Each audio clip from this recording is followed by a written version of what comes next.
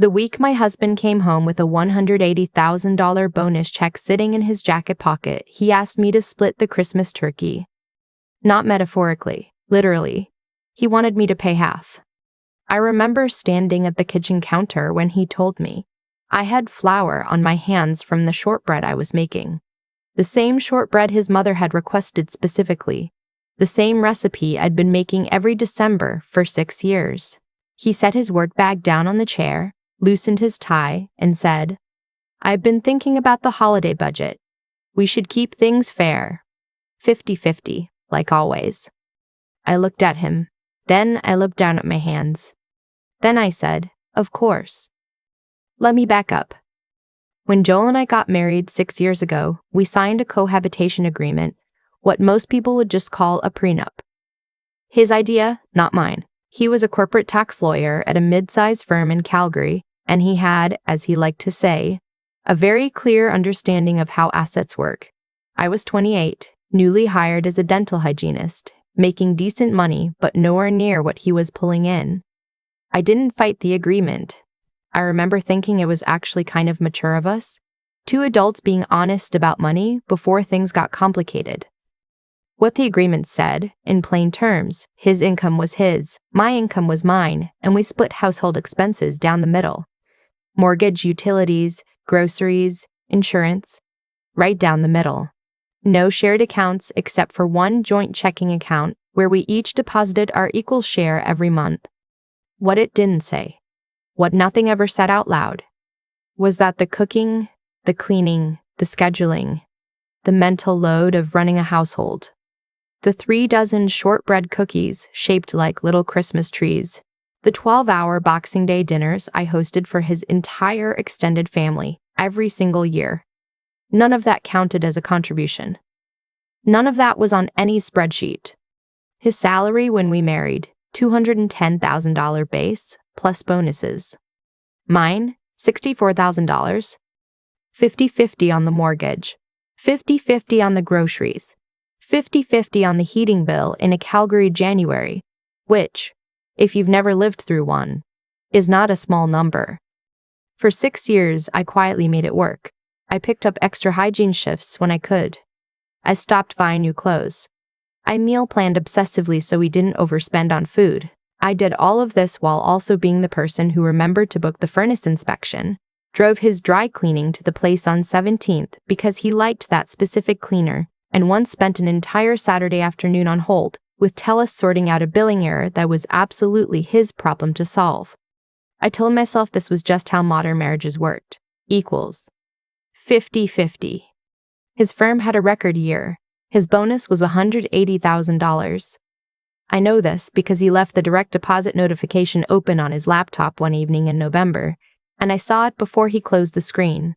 He didn't mention it to me. Not that week. Not the week after. Then one evening in early December, while I was making shortbread, he told me we should keep the Christmas budget fair, 50-50, like always. "How much are you thinking?" I asked. He had actually made a spreadsheet. He pulled it up on his phone and handed it to me. Turkey, sides, wine, a flower arrangement for the table, his mother's shortbread ingredients, decorations for the front of the house. His family was coming. His parents, his brother and his brother's wife, their 3 kids, his aunt and uncle, who were visiting from Red Deer. 14 people total. He had estimated the total at roughly $1,400. My share, $700. I set his phone down on the counter, very gently. "Of course," I said again. That was the moment something shifted in me. Not dramatically. I didn't throw flour at him or slam a cabinet. It was quieter than that. It was the feeling of a door clicking shut. I called my best friend that night. She picked up on the second ring, the way she always does when she can tell from my contact name, showing up that something is actually wrong. I told her everything. The bonus I'd seen. The spreadsheet. The $700. The shortbread his mother had already texted me about. She was quiet for a second. Then she said, "So give him 50-50. I said, "What?" She said, "Give him exactly 50-50 on everything." I stayed up until 1 a.m. that night making my own spreadsheet. Here's what 50-50 on Christmas actually looks like. The turkey, I would contribute exactly half of one turkey. My half would feed 7 people. His half would feed 7 people. He was responsible for sourcing, transporting, thawing, and cooking his half. I would handle mine. The sides, I selected 4 side dishes I wanted. He could select 4 side dishes he wanted. I would purchase ingredients for mine and prepare them. He could handle his. The decorations, I was happy to split the cost of any decorations we agreed on together. I had not agreed on the wreath he'd already ordered from a farm out near Okotoks, so that one was on him. The shortbread, his mother had requested them from me personally. I was willing to make them. As a professional service. I looked up what a custom order from a local Calgary bakery would charge for 3 dozen decorated shortbread, $95. I added that to his column. The wine, he drank significantly more wine than I did. I suggested we each purchase what we intended to consume. He could buy 2 bottles of the Okanagan Red, his family preferred. I would buy 1 bottle of the white I liked. Total cost to me, $340. Total services rendered by me, billed at fair market rate, an additional $280 in cooking labor, calculated at $18 an hour, which is frankly below what a personal chef in Calgary charges. I did not send him the invoice. Not yet. Christmas Eve arrived, and I was calm in a way that surprised even me. Joel's family started showing up around 4 in the afternoon. His parents first, his mother immediately heading to the kitchen to check on the shortbread. I had made them. They were on the counter, 3 dozen of them, stacked neatly in a tin, with a handwritten tag that said, "For Elaine, with love." His mother hugged me. She smelled like the same perfume she always wore. Then his brother arrived with his family, and then the aunt and uncle from Red Deer. And then the house was full of coats piled on the bed in the guest room, and children running on the hardwood, and Joel opening wine in the kitchen. I had cooked my 4 side dishes. They were on the counter: roasted carrots with honey and thyme, a green bean casserole, mashed sweet potatoes, and a cranberry sauce from scratch. They smelled good. I was proud of them. Joel had not cooked his 4 side dishes. He had, apparently, assumed that the sides meant I would handle all of them, the way I always had, and that his contribution was the turkey, which was thawing in the fridge, which I had not touched, because it was his half. By 5 o'clock, his mother had noticed there was no stuffing. By 5:30, his brother's wife quietly asked me if I needed help with anything, the way people do when they sense a problem, but don't understand what it is. By 6, Joel found me in the kitchen and said in a low voice, "Where's the rest of the food?" I said, "My 4 dishes are on the counter." He said, "What about stuffing? Potatoes? There's no applesauce for the kids." I said, "Those weren't on my list." He stared at me. "What list?" I pulled out my phone. I had screenshotted his spreadsheet, added my own columns, and highlighted the division of labor in 2 different colors. I turned the screen to face him. The kitchen was very quiet for a moment. His father had wandered in at some point and was standing near the fridge, holding his wine glass, pretending to look at the calendar on the wall. Joel looked at the phone. Then he looked at me. Then he said, "I don't understand what's happening." I said, "You asked for 50-50. I gave you 50-50. He said we should talk about this after everyone left. I said that sounded fine. His brother ended up driving to the Safeway on McLeod Trail at 6:45 on Christmas Eve, one of the only ones open, and coming back with instant stuffing, a bag of dinner rolls, and a jar of applesauce. His sister-in-law heated everything up in the microwave without being asked. She didn't say a word to me about it, but she caught my eye once across the kitchen, and her expression was not unfriendly. Dinner was served late. The turkey was slightly undercooked because Joel had only half paid attention to the roasting time. His father offered to carve it and made a comment about the best part being the rare center that nobody quite believed. My 4 sides were, genuinely, excellent. The cranberry sauce in particular got 3 separate compliments. After the kids went to bed in the guest room, and the adults settled around the living room with their drinks.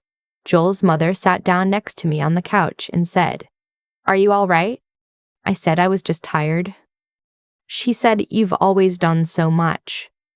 I didn't say anything to that, but I thought about it later.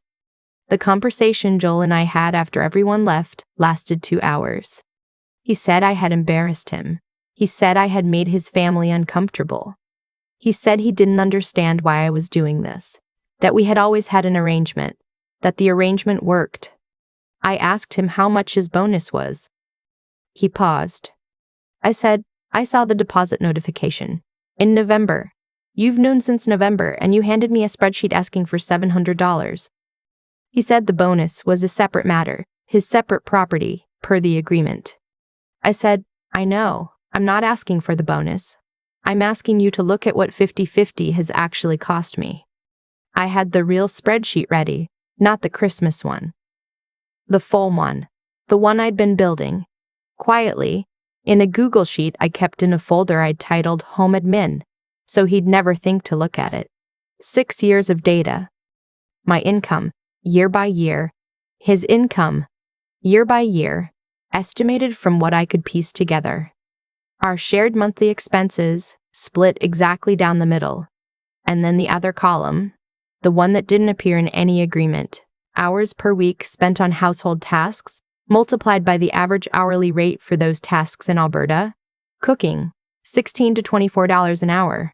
Cleaning, $18 to $25. Grocery shopping and meal planning, $20. Grocery shopping and meal planning, $20. Household management and scheduling, the invisible work of knowing when the filters need changing and the cars need servicing and the dentist appointments need booking, $22. 6 years. Conservatively calculated, the number was $187,000. He told me I was being absurd. I told him I was being precise. He asked if I wanted to end the marriage over a Christmas dinner. I said the Christmas dinner wasn't the issue. The Christmas dinner was just the first time I'd stopped pretending the arrangement was fair. We didn't separate that night. We went to bed in the same bed, not touching, both of us awake. I stared at the ceiling for a long time. In January, I made an appointment with a family lawyer. Not to file anything, just to understand where I stood. What I learned surprised me, and didn't. In Alberta, a cohabitation agreement is legally binding if both parties signed voluntarily and with independent legal advice, which we had. His bonuses, his pension, his stock options from the firm, my RRSPs, mine. The matrimonial home, however, was different. We'd both contributed to the mortgage equally on paper. But there was also the question of unjust enrichment, a legal concept my lawyer explained to me carefully, because it mattered. If one party has benefited significantly from the unpaid labor of another, a court can look beyond the contract. She didn't promise me anything, but she said I had a documented case. I told her about the spreadsheet. She said, "Keep it." I did not file for divorce in January. I went home. I booked an appointment with a couples counselor, which Joel agreed to attend twice and then found reasons to miss. I tried, genuinely, one more time to have the conversation about what fair actually meant. Not just on paper, but in a life we were living together. He said I had changed. I said, "I think I've just stopped performing." In March, I met with my lawyer again. This time I brought everything, the spreadsheet, 6 years of household receipts I'd been photographing and storing in a folder on my phone. Since December, emails and texts where I confirmed plans and arrangements for his family and his work events. My lawyer looked at it for a long time. She said, "This is thorough." I said, "I used to do dental charting. I know how to document." By April, Joel's lawyer received a formal notice. The negotiation took 4 months. He pushed back on the unjust enrichment claim hard. His lawyers argued the cohabitation agreement was clear, that I had entered it knowing the terms, that domestic labor couldn't be retroactively billed like an invoice. My lawyer argued that the accumulated benefit to him, 6 years of professional standard household management, entertaining of his clients, social labor on behalf of his career, and income suppression on my side while I worked, reduced hours during years 2 and 3 of our marriage to accommodate his trial schedule, constituted enrichment at my expense. In the end, we settled. I won't tell you the exact number, because honestly, it still doesn't feel like a number attached to 6 years of a life, but it covered the equity in the house, a fair division of his pension contributions for the years we were married, and a lump sum that my lawyer described as appropriate, and that his lawyer described as appropriate, and that his lawyer described as more than warranted. He kept the Okanagan red wine he bought for Christmas. I kept the shortbread tin. His mother sent me a text in September, after everything was finalized. It said, "I always thought he was lucky to have you. I hope you know that." I read it 3 times. Then I put my phone down and stood in my kitchen. My kitchen now, in the apartment I'd rented in Kensington. Bright and small and entirely mine. And I thought about what she'd said. Lucky to have me. I opened a new spreadsheet that evening. Not for legal purposes, not for documentation, just for me. I titled it Year 1. I listed the things I wanted: a trip to PEI in the summer, a good stand mixer, more shifts at the new clinic that had just opened on temp, an RRSP contribution that made me feel like a person with a future. Then I closed the laptop, made myself a cup of tea, and listened to the sound of the apartment being exactly as quiet as I wanted it to be. The shortbread, by the way, turned out better that Christmas than in any of the 5 years before. I'm not sure what that says about anything. But I've thought about it. I've thought a lot about the moment I said, of course, twice, with flour in my hands and something quietly breaking inside me. Not breaking in the dramatic sense, more like the way ice shifts in late March. You don't hear a crack. You just notice one morning that the surface won't hold the same weight it used to. What happened to me and Joel wasn't really about Christmas dinner. It wasn't even about $700 or a bonus he kept to himself for 6 weeks. It was about what I had allowed, slowly and without realizing it, to become the shape of my life. Every time I said, of course, when I meant that isn't fair, I was making a choice. I told myself I was being mature, being easy to live with, being the kind of woman who doesn't make things difficult. What I was actually doing was teaching him, and myself, that my time, my effort, and my judgment had no real value in our arrangement. That's not his fault entirely.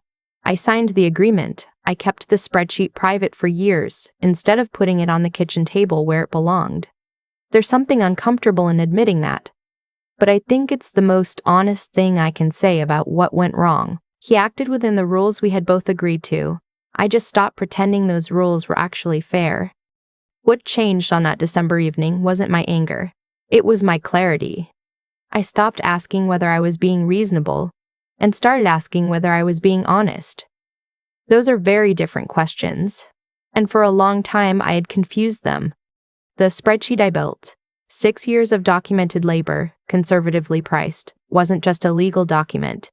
It was the first time I had looked at my own life and said, this has value. Not sentimental value, not the vague, unprovable value of being a good wife. Actual, measurable, replaceable in the market value. That act of counting, of refusing to let it be invisible, was the thing that changed everything. Not the Christmas dinner, not the courtroom, the spreadsheet. I think about what it takes to get to that point, and I think it comes down to 3 things that don't always arrive at the same time. There's the part of you that knows, instinctively, what's right, the part that felt the unfairness the moment he handed me that phone. That part was always there. Then there's the part that figures out what to do about it, the part that stays up until 1 a.m. building a case, not out of revenge, but out of a need to make the invisible visible. And then there's the part that actually does it, that follows through, that walks into a lawyer's office in January and says, I want to understand where I stand. You need all 3. Knowing something is wrong doesn't move you. Understanding what to do doesn't either, not on its own. The part that moves you is the quiet decision to stop waiting for someone else to acknowledge what you already know. Elaine's text, the one she sent after everything was finalized, I still have it. She said she always thought he was lucky to have me. I believe she meant it. But luck, I've come to think, isn't really the point. The point is whether you value what you have while you have it. Joel didn't. And eventually, neither did I. The apartment in Kensington is small. The windows face west, and in the late afternoon, the whole place goes gold. I open my own spreadsheets now, and they have nothing to do with anyone else's expectations. That feels, most days, like more than enough.